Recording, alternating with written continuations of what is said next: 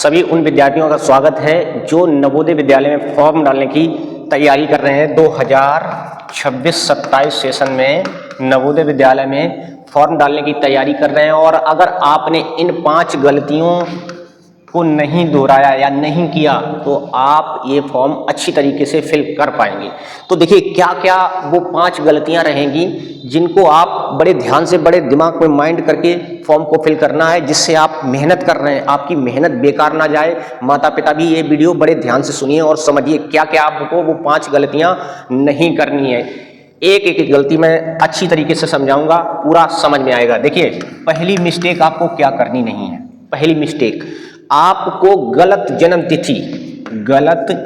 तिथि डालकर यानी गलत डीओबी डालकर फॉर्म फिल नहीं करना है। गलत जन्म तिथि हो सकता है आपके आधार कार्ड में मान लो कोई भी डेट ऑफ बर्थ पड़ी है, स्कूल में भी दूसरी आपने चेंज करवा दी है, कुछ भी किया है तो आपका फॉर्म रिजेक्ट हो जाएगा।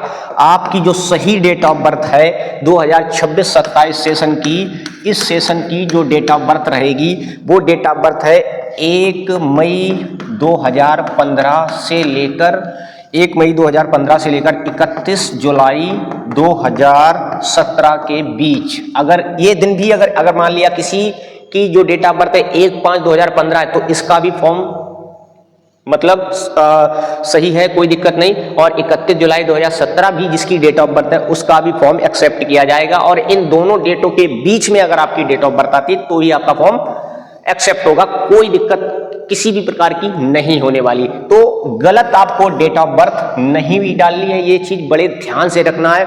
और हो सकता है कभी कभी आपका फॉर्म जो है आपकी जो आधार कार्ड है उसमें बिल्कुल डेट ऑफ बर्थ सही पड़ी है, लेकिन आप जब फॉर्म फिलअप कराने गए आपने खुद से ना कर पाया, कोई साइबर कैफे वगैरह, वहां पर उससे आप वहीं बैठ के ही आप अपना फॉर्म फिल करवाइएगा। बस आने वाले इसी मंथ में फॉर्म आ जाएंगे नवोदय विद्यालय के, ठीक है। तो ये पहली गलती को ध्यान में जरूर रखिएगा, ये गलती ना होने पाए, क्योंकि आप पिछले 1 साल या 2 साल से तैयारी कर रहे हैं तो आपका नवोदय विद्यालय जाने में सपना अधूरा रह सकता है। सेकंड पॉइंट क्या है? सेकंड पॉइंट बड़े ध्यान से समझिएगा, जिससे आपकी मेहनत किसी भी प्रकार की व्यर्थ नहीं जानी चाहिए। सेकंड पॉइंट है गलत क्लास, यानी कि आपकी जो क्लास है वो रॉन्ग नहीं होनी चाहिए।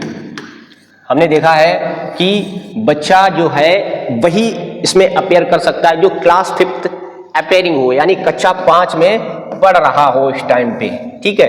तो आपको इसमें बिल्कुल भी गलत क्लास नहीं भरनी है। कुछ बच्चे क्लास 6 में पहुंच जाते हैं और वो 5th क्लास का डेटा डालते हैं तो उनका फॉर्म रिजेक्ट हो जाएगा, किसी भी प्रकार से वो फॉर्म एक्सेप्ट नहीं किया जाएगा। ऐसे बच्चे अप्लाई नहीं करें तो ही बेहतर रहेगा, ठीक है। तो आपको गलत क्लास नहीं फिल करनी है फॉर्म फिल करवाते टाइम पे, ये चीज बिल्कुल माइंड रखनी है, ठीक है। सेकंड पॉइंट आपका कंप्लीट हो गया।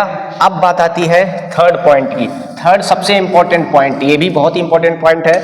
आपको क्या करना है, एक से ज्यादा फॉर्म फिल नहीं करने हैं। कुछ बच्चे क्या करते हैं, सोचते हैं कि एक से ज्यादा फॉर्म फिल कर देंगे तो कहीं ना कहीं से सिलेक्शन हो जाएगा। एक से ज्यादा फॉर्म फिल नहीं करना है, किसी भी हाल में फिल नहीं करना है। और वो बच्चे जो बच्चे पहले से नवोदय विद्यालय का पेपर दे चुके हैं और दोबारा फिर से देना चाहते हैं इस साल अपना डेट ऑफ बर्थ का थोड़ा बहुत करेक्शन करा के या फिर क्लास बैक करा के, तो उनका भी फॉर्म बिल्कुल भी एक्सेप्ट नहीं किया जाएगा, उनका भी कैंसिल होगा। और एक से ज्यादा फॉर्म तो आप डाल ही नहीं सकते। एक स्टूडेंट केवल एक ही जिले से फॉर्म अप्लाई कर सकता है जिस जिले का वह निवासी है, ठीक है। ये भी बात क्लियर हो गई। तो थर्ड पॉइंट आपका बिल्कुल क्लियर हो गया।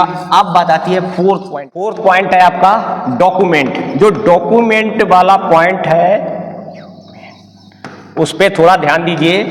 डॉक्यूमेंट आपको एकदम सही जो आपके डॉक्यूमेंट है वही अपलोड करवाने हैं। अगर गलत डॉक्यूमेंट आपने अपलोड कर दिया तो फॉर्म आपका कैंसिल हो जाएगा, आप परीक्षा नहीं दे पाएंगे।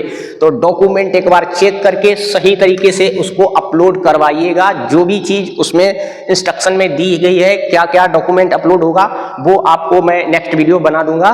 तो डॉक्यूमेंट आपको सही से अपलोड करवाने हैं, ठीक है। उसके बाद लास्ट पॉइंट आता है कि फॉर्म जो है अधूरा फॉर्म नहीं छोड़ना है। फॉर्म को फाइनल सबमिट करवा के उसका प्रिंट आउट अवश्य रख लेना है। और ये प्रिंट आउट आपका जब सिलेक्शन होगा, जब आप नवोदय विद्यालय में, उस टाइम पे ये मांगा जाएगा तो आप वो प्रिंट आउट दे सकते हैं। तो फाइनल सबमिट करवा के प्रिंट आउट लेना है और उसको सही सहेज के रखना है।